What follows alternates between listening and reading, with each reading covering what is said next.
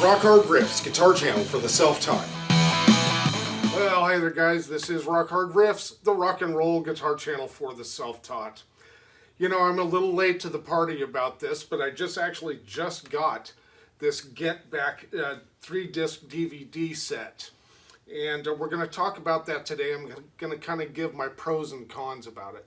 And hey, if you happen to be new to our channel, take a look in our playlists. We have a whole thing dedicated almost to the Beatles. We do a bunch of Beatles stuff in our playlist. It says Beatles Fun, something like that. But all the other stuff, guitar instruction, etc. is in there.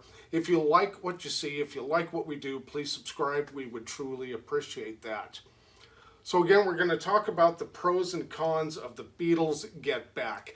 Now, my wife just got this for me as a gift just out of nowhere. And so I wasn't all that familiar. I had seen Get Back on when it was on cable, or it was like a streaming thing. I watched it then, and I had not seen it when it was on DVD. So I figured by the time that they were going to release it on DVD, they'd maybe iron out a lot of the stuff that they had done on the original streaming and put in, as they should, which would be appropriate, the Let It Be movie, right at the very end. I had heard whispers something about a Let It Be movie being released, but I just didn't pay any attention to it. And I had no idea that they had released the Let It Be movie separately. And that explains a lot of the stuff that happens in this movie, or in these three DVDs or Blu-rays. And I think that's really cheap of what they did, doing it that way. Putting Let It Be, the Let It Be movie, which was the entire intent of all the filming during what they were calling Get Back at the time, was to make the movie. Whether it was called Get Back or Let It Be, it makes no difference.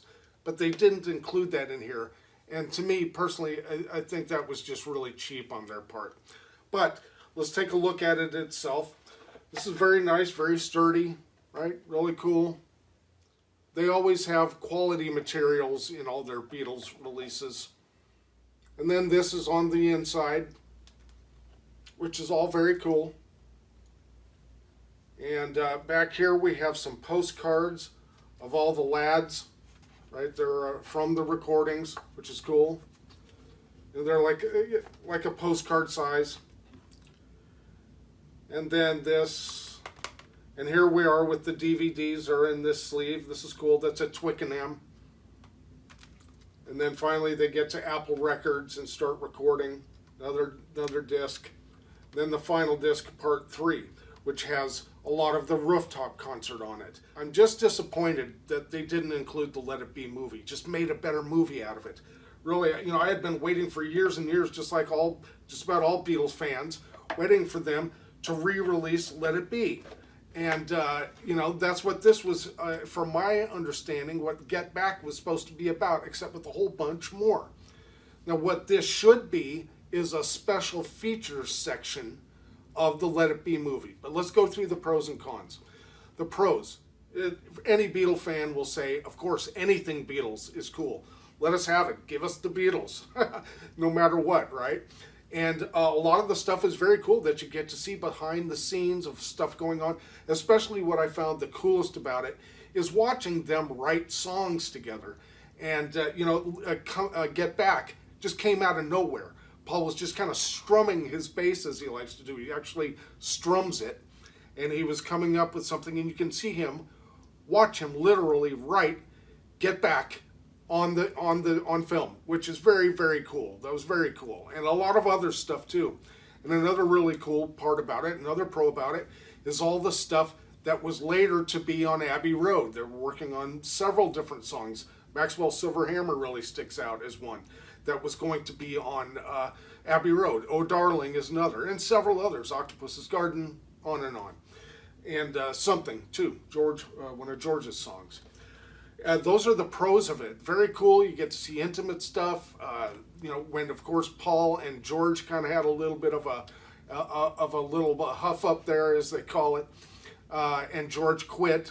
Then they went to meet him at Ringo's place. Nice pad, by the way. A couple times, and they got him back in, and then they were back in the Apple Studios, and everything was like, hey, everything is cool. You know, in the original movie, in Let It Be itself, a lot of people would say, well, you can see how they were just breaking up, watching a band break up. But then when you watch this, you're not seeing a band break up at all. They got along very well and jammed a lot, and with Billy Preston and all that, which is very cool. All that, super positive about this. The cons, in my opinion, is there's just way too much fluff in here, stuff that really just didn't need to be in it. I mean, that's cool as far as having it like extra features, more power to you. Again, I base this on the idea that Let It Be should have been part of this box set. The entire intent of this Get Back thing is to make a movie, which they later called Let It Be. This should have been included in this. I can't tell you how disappointed I am that they did not.